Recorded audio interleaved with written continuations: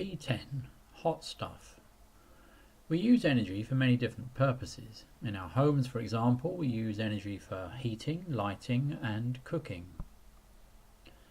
When we heat our homes, we need to try to keep the heat in, as otherwise it's lost to the surroundings through the walls, roof, floors, doors and windows.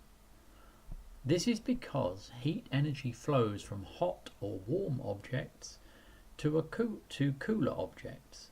This is called heat transfer. Heat transfer happens in three ways. These are conduction, convection and radiation. Heat conduction happens through materials. Some materials, such as aluminium, are good conductors of heat. Some materials, such as air and polystyrene, are poor conductors of heat. We call these materials insulators. Convection is the way in which heat is transferred through liquids and gases. It happens as when liquids and gases are heated, they become less dense, and so they can move through cooler, denser liquids and gases. Hot air balloons float because hot air is lighter than cold air. Heat radiation does not need a material to pass through. This is the way in which energy gets to the earth from the sun. Shiny or light-coloured objects are able to reflect heat radiation. Matte, black or darker objects absorb heat radiation. If we want to stop heat being lost from our homes, we try to stop heat loss mainly by conduction and convection. We stop heat loss by conduction by using loft and wall insulation.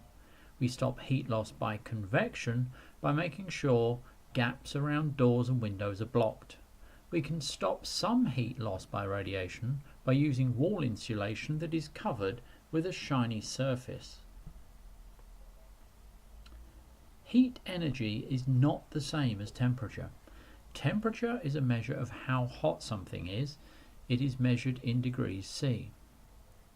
A large beaker of hot water may be the same temperature as a smaller beaker, but it will contain more energy. Heat energy is measured in joules. Usually, if an object takes in heat energy, it will get hotter, but this is not always the case. Heat energy can change the state of a substance without changing its temperature.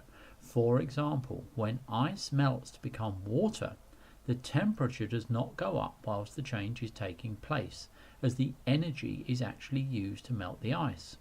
A similar thing happens when water boils to form water vapour or steam.